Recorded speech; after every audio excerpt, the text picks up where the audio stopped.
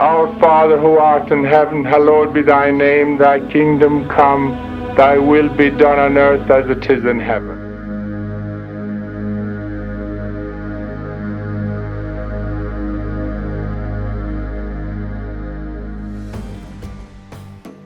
The dust rose in a great cloud, kicked up by hundreds of feet as the pilgrimage began. For a 12-year-old boy, this was the moment he had been waiting for all year. Jesus' eyes, bright with excitement, scanned the immense caravan. The line of people stretched so far that it seemed to disappear over the horizon. A moving river of family, friends, and neighbors.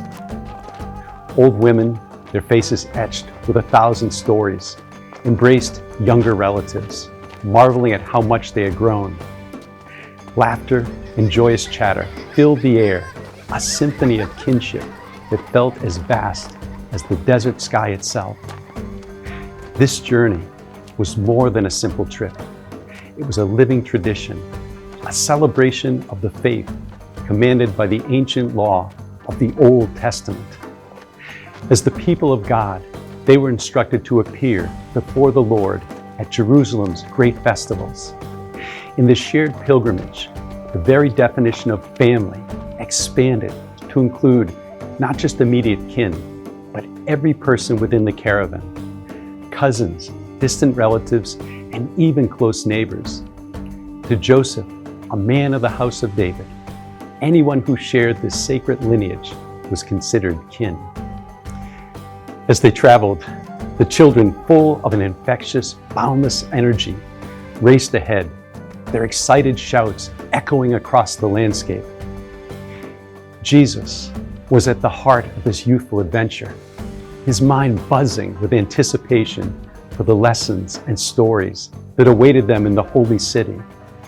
This was a world without distractions, where the fabric of the community was woven through shared meals, songs, and prayers under the vast, starlit sky. For Mary, this was a time of immense joy as she watched her son growing in wisdom, keeping all these moments safely in her heart. After the Passover feast had ended, the great caravan of families and friends began its long journey home. Mary and Joseph, caught up in the joyous chaos, assumed that Jesus was with relatives and didn't realize he was missing until they had made camp that night. The discovery must have filled them with a sheer terror. The laughter and the songs of the caravan, once a source of comfort, now felt like a cruel mockery of their mounting panic. They immediately turned back. Their journey was now a desperate, frantic search. For 3 agonizing days, they searched for him with great anxiety. The streets of Jerusalem, so recently filled with the spirit of celebration, now felt vast and threatening. This deep anguish of being separated from the one they loved mirrored the anxiety the apostles would later feel. For 3 days after Jesus' death, his disciples were lost and confused, believing all hope was gone. The world itself seemed to lose its light. But just as Mary and Joseph's sorrow turned to overwhelming joy when they found Jesus in the temple on the 3rd day, the world's despair would be transformed into the glorious hope when Jesus rose from the dead on the 3rd day, fulfilling his own prophecy to rebuild the temple in 3 days. This moment, when the world found its light again, was a powerful echo of the Holy Family's tearful reunion, a testament that even in the darkest moments, hope is never truly lost. The 3-day search for Jesus was a torment that no parent should ever have to endure. For Mary and Joseph, the bustling streets of Jerusalem, once a place of celebration, had become a labyrinth of growing fear. Every face they passed offered no comfort, and every inquiry met with a blank stare. The anguish in Mary's heart was palpable, an unbearable sorrow. When they finally found him, the relief must have been a tidal wave, washing away 3 days of paralyzing anxiety. Mary, in an outpouring of emotion, embraced her son with tears of joy, while Joseph's own deep relief, though visibly less expressed, was felt deep in his heart. Don't let this story be just a memorable moment from Jesus' childhood. It is so much more than that. The lessons in this mystery are timeless, and we'll miss them unless we truly meditate on their meaning. Jesus, surrounded by the teachers, seemed completely at peace. His reply to their worried plea would resound through the ages. "Didn't you know I had to be in my Father's house?" These words were not just for them, but for us. In this moment, we find the core of Mary's purpose.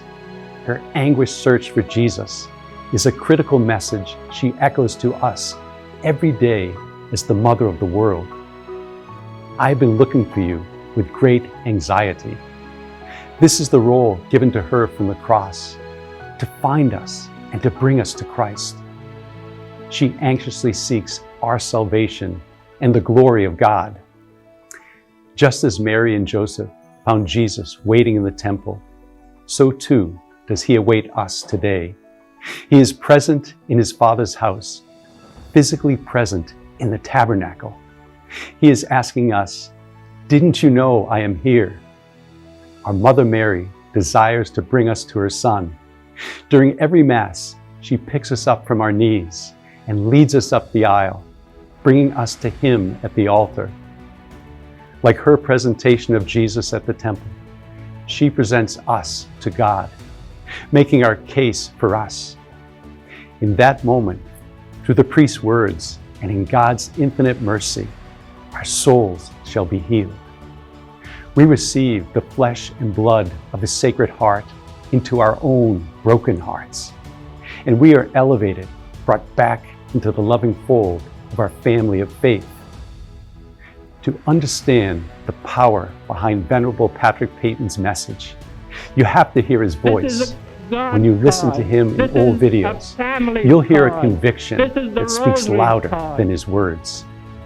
He pleaded with people to recognize the deep love that Mary has for us and our need to embrace the love of God. That message, which once resonated with so many, is finding new life today.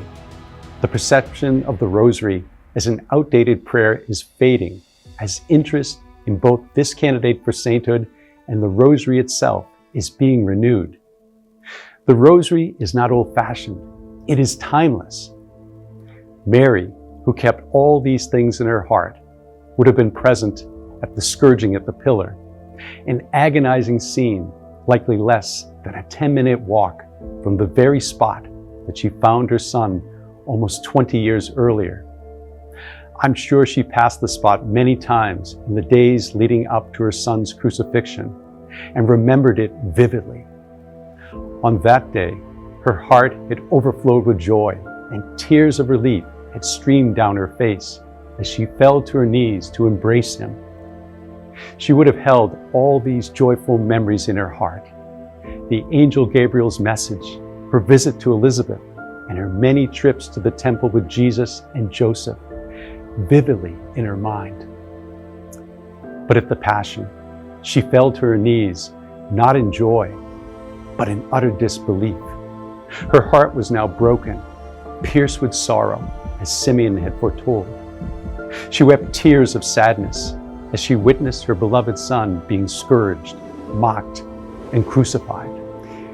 This dramatic shift from joy to sorrow leads us to the sorrowful mysteries. Join us tomorrow as we begin our journey with the agony in the garden. Let's walk with our mother as she accompanies her son through his final days.